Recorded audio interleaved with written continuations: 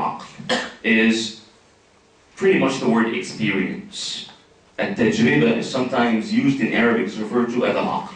This person is aqil, is intellectual. The Arabs would use that word to refer to a person who is experienced. And then the fourth is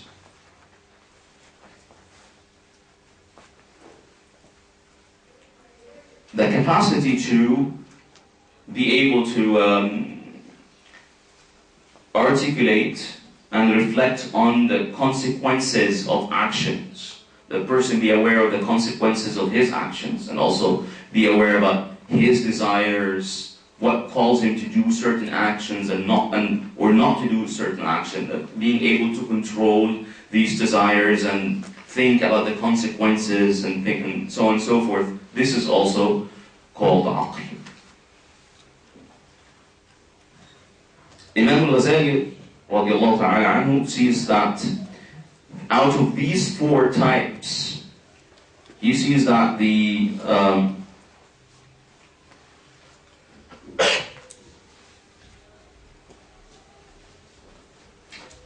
first is the primary, what he calls al-manba', or this is the source of intellectual thought. Number two is the closer to that source, and number three is a branch out of the first. And the fruit is that fourth one. He gives examples from the tradition of the Prophet ﷺ, references to these four different issues. Imam Al-Ghazali rahimahullah ta'ala, what he's doing here is that he's trying to counter the claim by theologians that Sufis look down al-aql and they are not aware of what al-aql is. So he gives that extensive explanation by breaking down the different definitions, different meanings, and how the relationship between these capacities. What he's trying to do is present an argument that Sufis are also aware of what the intellect is, and they're also aware of the works of the intellect.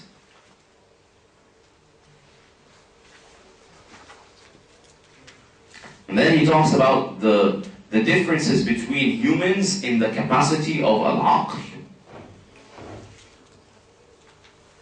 And he says that differences do occur in 3 out of 4. Right? We mentioned 4 levels or 4 types or 4 usages for the word aql. He says only 3 where differences between humans occur in them. But the second type of al-aql, the second definition, which is what develops in young humans, young children, when they start knowing that there is that an ithnain or 2 is greater than 1, is that the whole is greater than the part, knowing the idea of possibility, the idea of impossibility.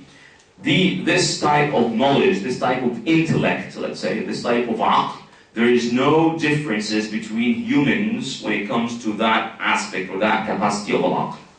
But when it comes to the rest of the 3 types of aql, differences do occur. And then he goes to the 4th level of al-aql, which is knowing what to do and what not to do, looking into consequences, being able to control your desires, understand, pretty much being wise.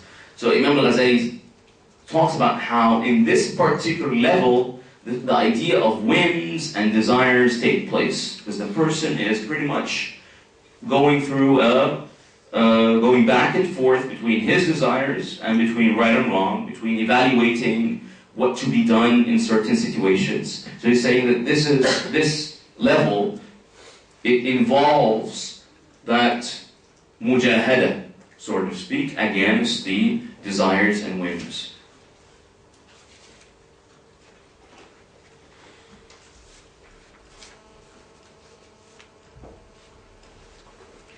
And then he says, after a little bit, near the end of this section, he says, if you tell me, or if you ask me, how come some of the Sufis look down on the intellect and the intellectual, al-aqlu wal-ma'qul? Do you see that the intellectual academics, perhaps, they look down on it? How come they are looking down on these issues? So he answers, he says, the reason is, people took the word aql and they used it to identify or to refer to debates, arguments, going back and forth between definitions. What is the best definition of this or that?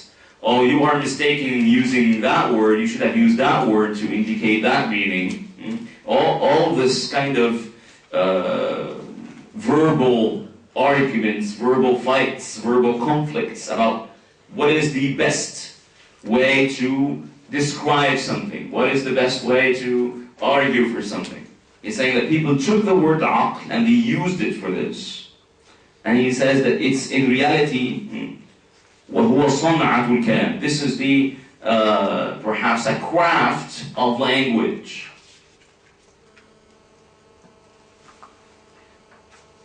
And they did not anticipate that perhaps they used the word aql for the wrong meaning, perhaps, or for the wrong usage.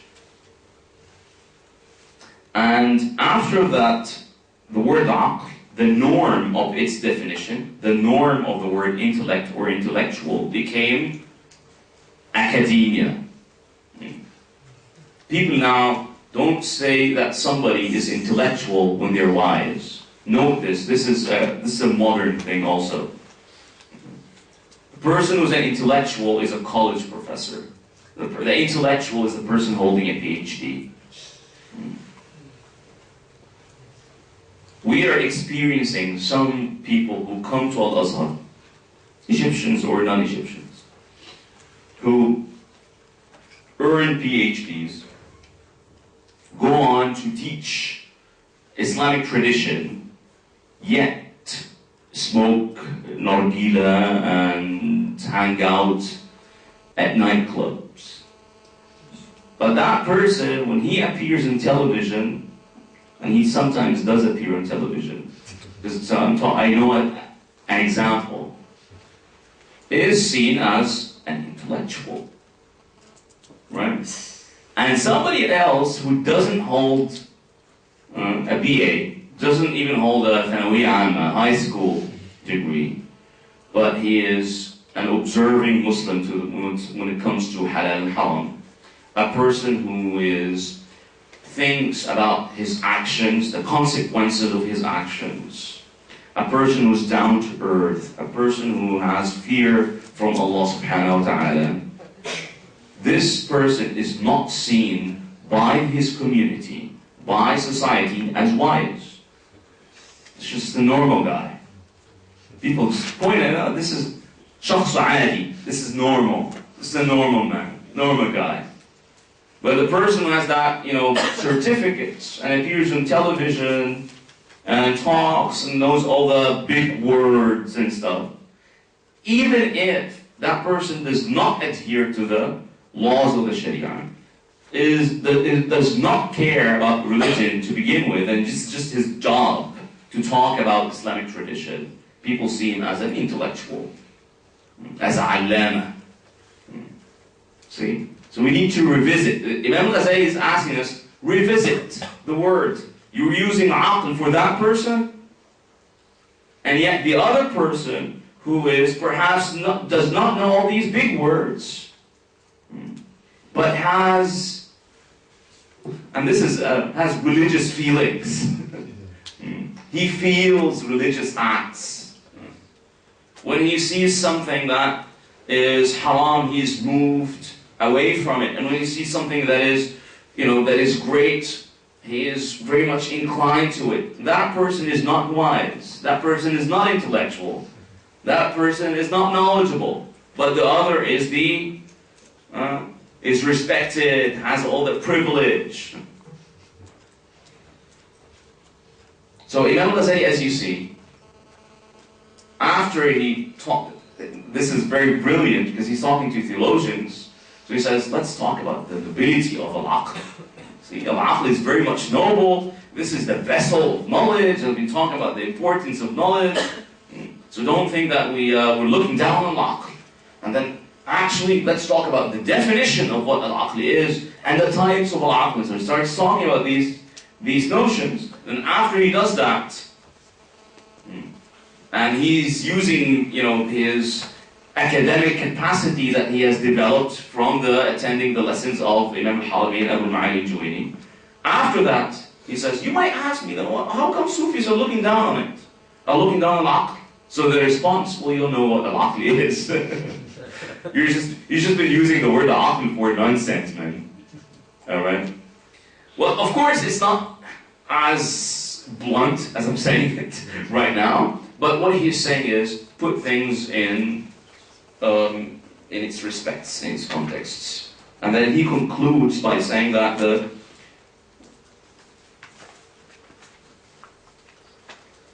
but he says, most of these perplexities are often the reason, or occur because of the ignorance of certain people who seek reality from definitions, not from looking into the realities themselves. He says, إنما ثارت وأكثر هذه التخبيطات. Most of these perplexities, إنما ثارت من جهل أقوام. It came about or became popular because some people are ignorant that they طلبوا الحقائق من الألفاظ. They sought reality, they sought understanding from linguistic and logical definitions, not that they looked into the reality in itself, regardless of how we describe it in language.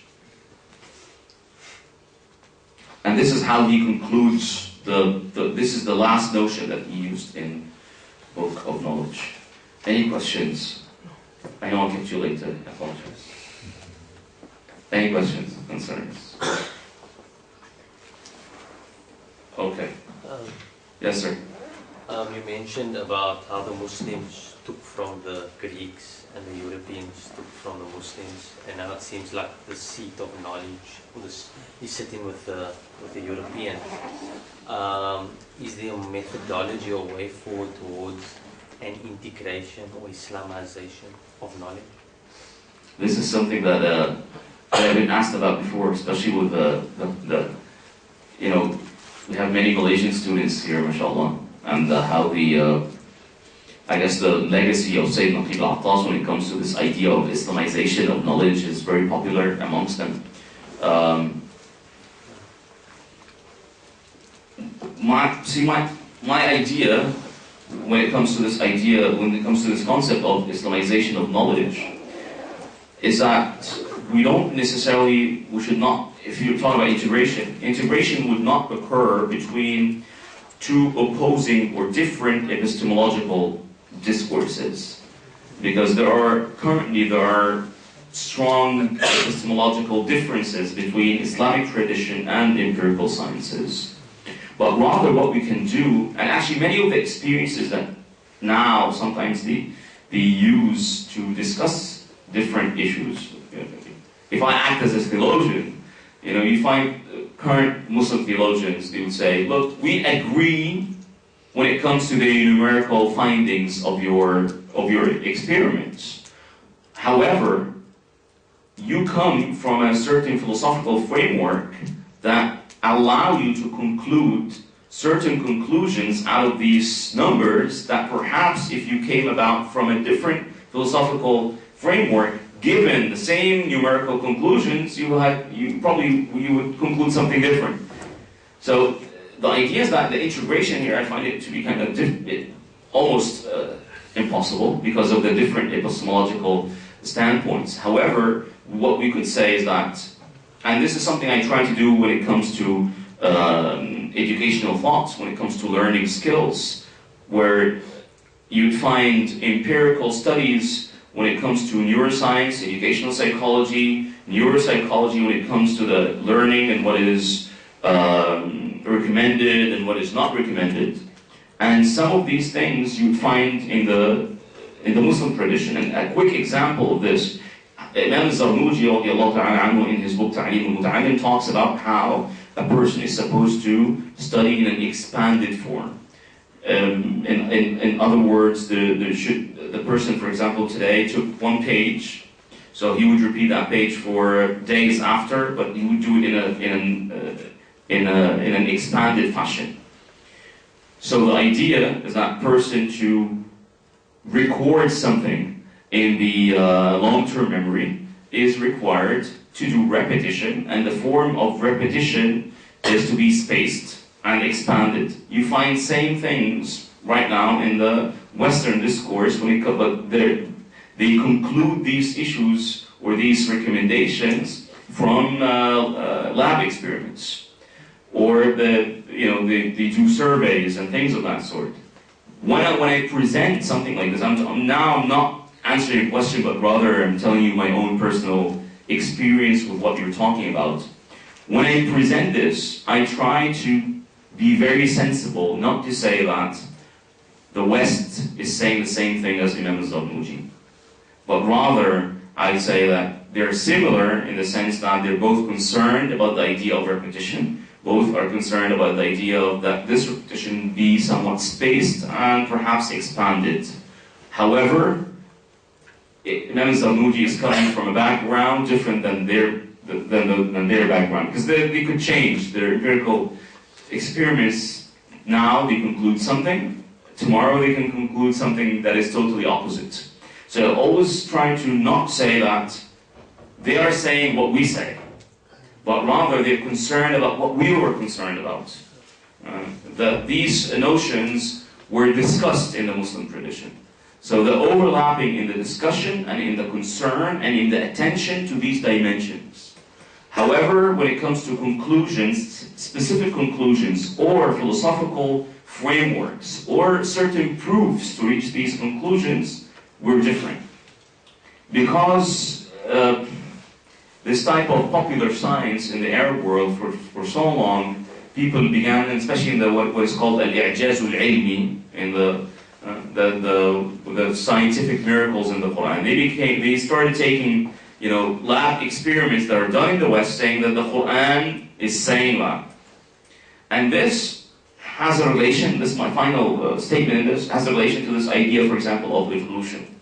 And you find people are pushing scholars, Muslim scholars, to take a standpoint from evolution, either to reject it or to accept it. Yet when it comes to religious texts, we don't have a religious text that completely says no to evolution. However, what is mandated by the text that we believe that Adam alayhi salam is the first human. This is the strongest text that we have. What was before that? Do we have a text that discusses such issues? I'm not calling for evolution, because I know some people would say that I'm calling for evolution. But what I'm saying is that as Muslims, we should not, or as whatever you want to call it, religious scholars should not be pushed to reject or accept scientific explanations because they would change. And I guess we should learn from the past. When the religious institutions and entities celebrate and embrace certain scientific discoveries, and then they embrace it to the point that they present it to the public as it's religious, and then the people from the scientific realm discover the opposite. The religious institutions are in a fix. They're unable to come out to the public and say, look, we were wrong. We called you to believe in something that now is something else. So rather, what the Muslim scholars, what they should do is, until they're able to compete with the West in those certain experiments, but until we're able to do that, we come out saying, look, we believe that Adam is the first human. Alright? This is what we're sure of. This is the fact, this is the proof from a religious point of view. Anything else, don't ask me for approval, don't ask me for rejection, don't ask me even to discuss it because it's out of my realm of studies. But for some reason, I don't know, some of the religious scholars feel that they're always pushed to talk in realms that perhaps are beyond their scope of reach, out of their reach. Either to discuss, things that are related to biology or astronomy that are far beyond their capacities, even though Imam al-Qarafi, radiallahu ta'ala anhu, rahimahullah, in his book Al-Furuq, asked jurists to study math, study astronomy himself, and this is something very interesting, perhaps many don't know it. Imam al-Qarafi designed a robot out of shama. Yeah, like it would be like a box or something that would have a bird, and that bird would come out at times of prayer. Every time the time of prayer comes, that thing would move out. And then he said, I did not have the time to do that other invention. They would call it, of course, timthal. They would call it like it's a statue. They did not use the word robot.